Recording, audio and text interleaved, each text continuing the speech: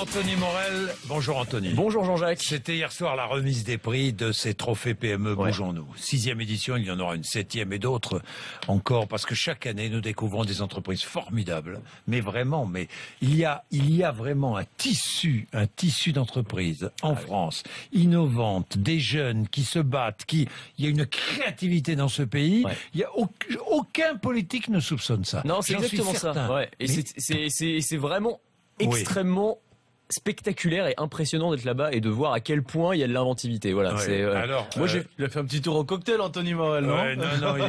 J'ai la gorge un peu fatiguée. C'est parce que je suis malade. Ça n'a rien à voir. Arrêtez. Quelques cartes de visite au cocktail après. Bon, dites-moi, mon cher Anthony, parmi les entreprises que nous avons récompensées hier soir, l'entreprise Avolut. C'est une jeune entreprise qui a mis au point une enceinte musicale pour écouter de la musique ou un son une enceinte très étonnante. Oui, une enceinte qui est capable de vous viser précisément avec du son, mais vous individuellement, sans que personne d'autre autour n'entende quoi que ce soit. C'est très spectaculaire. Donc vous êtes dans votre canapé tranquillement avec votre compagne, vous regardez le dernier épisode de Game of Thrones, là c'est la série, vous savez, alors ça cogne dans tous les sens, ça pète partout. Vous avez le son.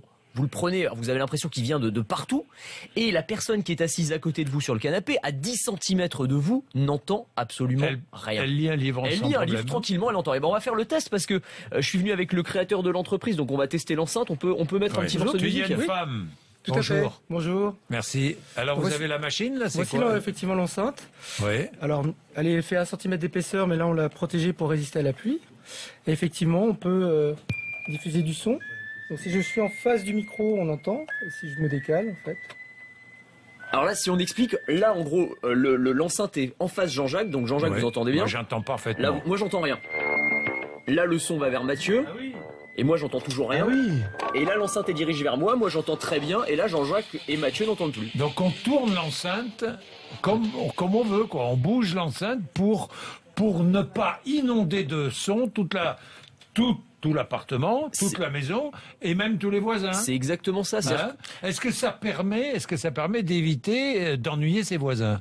Ça permet effectivement d'éviter d'ennuyer ses voisins. Ça permet aussi de cibler vraiment une zone très précise pour diffuser de l'information. Ça peut être de la publicité sur un lieu de vente. Ça peut être simplement de l'information dans un lieu public, dans un aéroport, une gare, pour éviter de créer du bruit de fond dans un musée. Public, Dans un musée, vous êtes devant un tableau, vous voulez avoir les explications du Monet que vous êtes en train de regarder, vous allez avoir le son qui vient vers vous sans embêter les autres visiteurs du musée, par exemple. Ou alors vous êtes dans la voiture, vous voulez écouter de la musique sans que personne d'autre soit embêté, hop, vous mettez l'enceinte vers vous et vous entendez la musique, les autres passagers n'entendent absolument rien. Oui, ce qui est intéressant aussi, c'est que l'entreprise est basée à Roubaix, c'est bien ça? Tout à fait, à la pleine image. Voilà, alors à Roubaix, où il y a une sorte de Silicon Valley. Oui. À Roubaix, personne ne le sait, je le dis tout de suite. Exactement, alors il y a même cette expression, on appelle ça la Roubaix Valley, donc c'est la Silicon Valley du Nord-Pas-de-Calais, toute proportion gardée évidemment, mais il y a énormément d'entreprises innovantes, il y en a certaines qui sont assez connues, il y a OVH par exemple, qui est un hébergeur mondialement connu, il y a Ankama, qui est une société de jeux vidéo, il y en a un certain nombre, je ne me trompe pas, il y a vraiment un pôle technologique très important et extrêmement innovant en région Nord-Pas-de-Calais. Est-ce que vous croyez qu'il y a un seul responsable politique qui le sait? On leur dit. Le maire de Roubaix, évidemment, mais à part le maire de Roubaix. J'espère qu'il est au courant. Ce serait mieux. Sinon, personne ne sait ça. Quel est l'homme politique qui va visiter vos entreprises? Vous en avez vu un venir? On a des ministres qui viennent, effectivement. Ils n'en parlent jamais, alors. Non. Ils sont assez surpris, ils n'en parlent pas, effectivement. Mais ils sont surpris. Voilà, puis ça s'arrête là.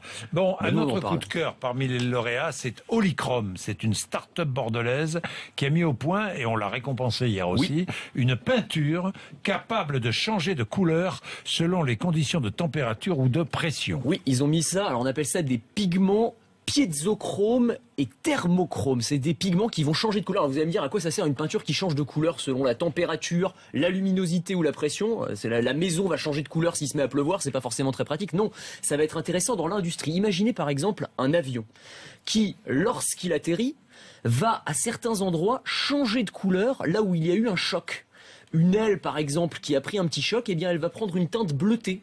Et on va voir, les équipes de maintenance vont savoir immédiatement où il y a un problème et où il faut réparer le Je vais problème. regarder les ailes quand je serai. Oui, sur les alors places faut du pas que ce soit milieu. pendant le vol, Moi aussi, ça peut être un petit peu anxiogène. Ça change de couleur en plein vol, je serais légèrement inquiet. Je m'inquiète un peu. Les canalisations aussi, on va savoir exactement où il y a un problème, un risque d'explosion. La canalisation va prendre une teinte vert fluo, par exemple, là où il y a un risque d'explosion. Les routes, lorsqu'elles sont verglacées, vont pouvoir prendre une teinte aussi d'une couleur différente. Ou alors pour savoir si un colis a bien respecté la chaîne du froid de bout en bout. Sinon, pareil, il change de couleur. Voilà des applications très intéressantes. Eh bien, merci Anthony, merci Thuyen Femme, merci d'être venu nous voir ce matin. Et bravo à vous, hein. Je suis content de vous avoir récompensé.